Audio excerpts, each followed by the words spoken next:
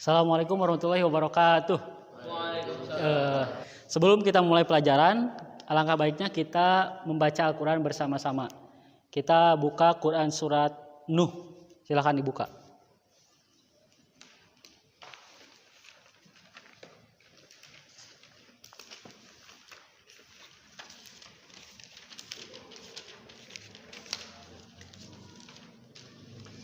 Sudah ada?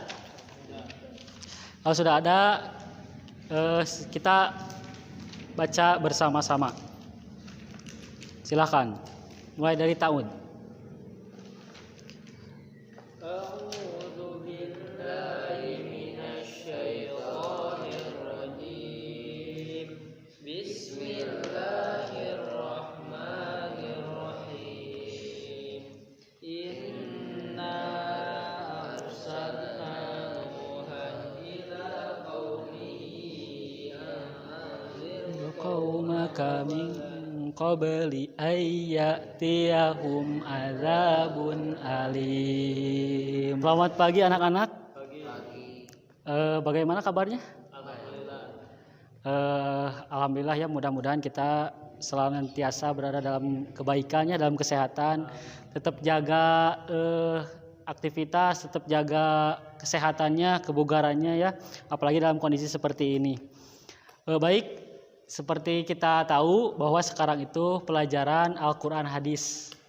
Kita hari ini akan belajar mengenai Al-Quran beserta sifat-sifatnya, kemudian manfaat-manfaatnya kalau kita mempelajari Al-Quran, kalau kita berlandaskan hidup kita kepada Al-Quran.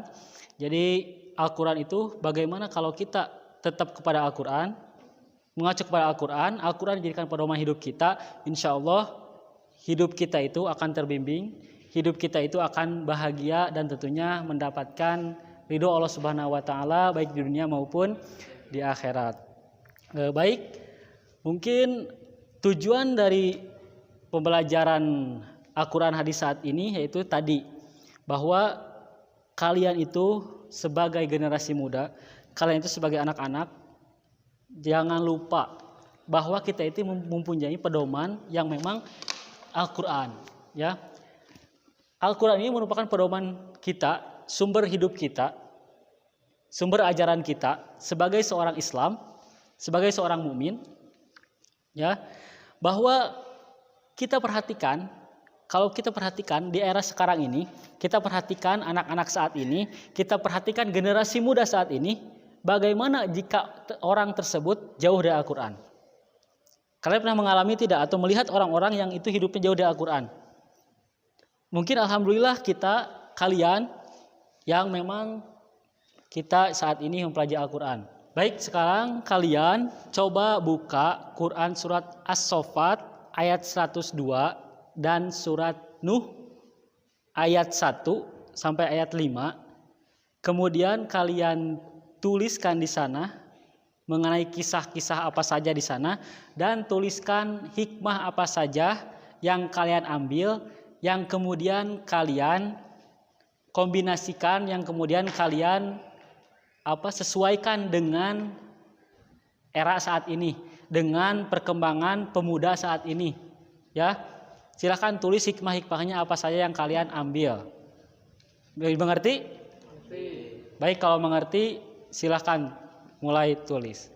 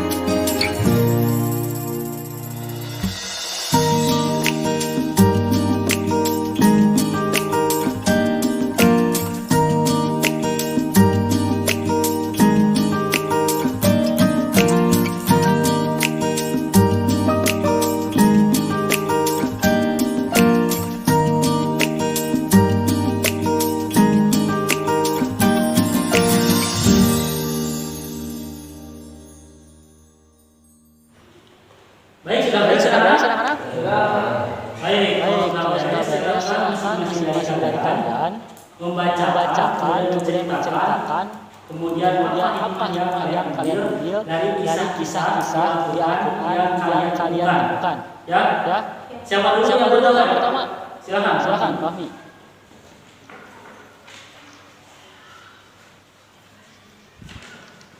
Assalamualaikum warahmatullahi wabarakatuh. Di Waalaikumsalam. sini saya akan menjelaskan tentang dalam surat Nuh. Saya akan bacakan ayatnya. A'udzubillahi minasyaitonir rajim. Bismillahirrahmanirrahim. Inna arsalna Nuhan ila qaumihi an anzir qaumaka min qabli an ya'tiyahum 'adzabun alim. Nah, dalam surat Nuh ini ada kisah seorang anak yang bernama Kan'an. Dia adalah seseorang anak yang durhaka dan tidak patuh terhadap orang tuanya. Ketika Nabi Nuh ingin mengajak dia untuk masuk Islam, nah dia menolak, dan waktu itu ada hujan badai. Nah, Nabi Nuh kan membuat perahu yang sangat besar. Nah, dia mengajak agar dia tidak terkena air bah. Nah, jadi sehingga anaknya itu, Kan'an itu durhaka terhadap orang tuanya. Jadi hikmah yang bisa kita ambil pada zaman sekarang ini, nah kita harus dapat meneladani sikap Nabi Nuh yang penyabar sehingga Nuh digolongkan ke Rasul ulul azmi. Nah, dan poin yang kedua, kita harus lebih taat kepada Allah Subhanahu wa taala dan kita tidak boleh bersikap takabur. Nah, kita harus turut patuh terhadap orang tua.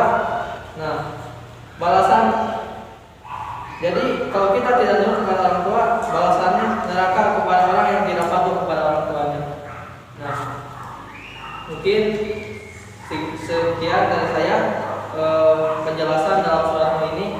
Assalamualaikum warahmatullahi wabarakatuh. Ada yang bertanya? Oh, dapat saja. Bagaimana zaman sekarang masih ada anak yang kemana pada orang tuanya? Nah, bagaimana kita sudah? Oh, jadi seperti ini ya yang saya tadi jelaskan dalam surat Nuh ini dan kisahnya. Nah, bahwa kita harus kembali kepada diri kita pada zaman sekarang ini. Nah, kita harus dapat bisa meneladani seperti sikap Rasulullah, seperti sikap Nabi Nuh ini. Karena bila kita durhaka terhadap orang tua dan tidak patuh kepada orang tua, maka akibatnya akan celaka di dunia, dan tidak di dunia saja, dan di akhirat juga celaka. Karena balasannya neraka kepada orang yang tidak patuh terhadap orang tua.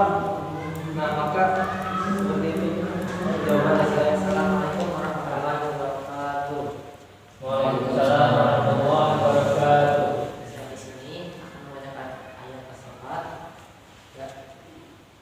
dan akan menceritakan kisah tentang Nabi Ibrahim alaihissalam. Bismillahirrahmanirrahim.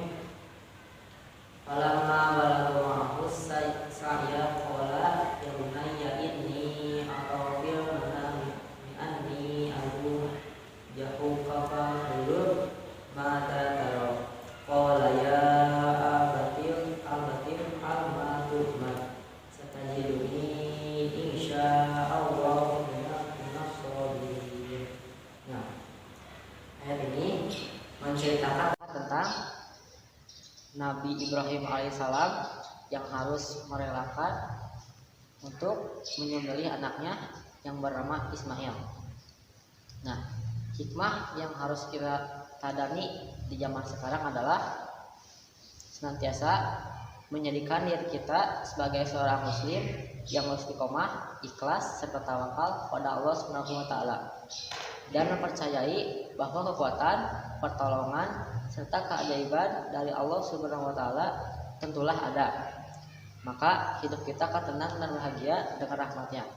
Mungkin itu saja yang dapat saya sampaikan. Kurang lebihnya mohon maaf. Assalamualaikum warahmatullahi wabarakatuh. Waalaikumsalam warahmatullahi wabarakatuh.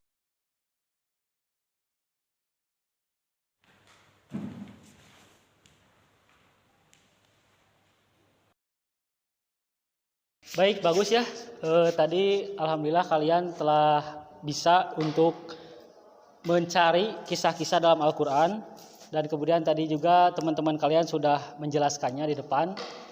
Untuk sekarang coba hasil kerjanya, lembar kerjanya mungkin dikumpulkan ya. Silakan dikumpulkan semuanya.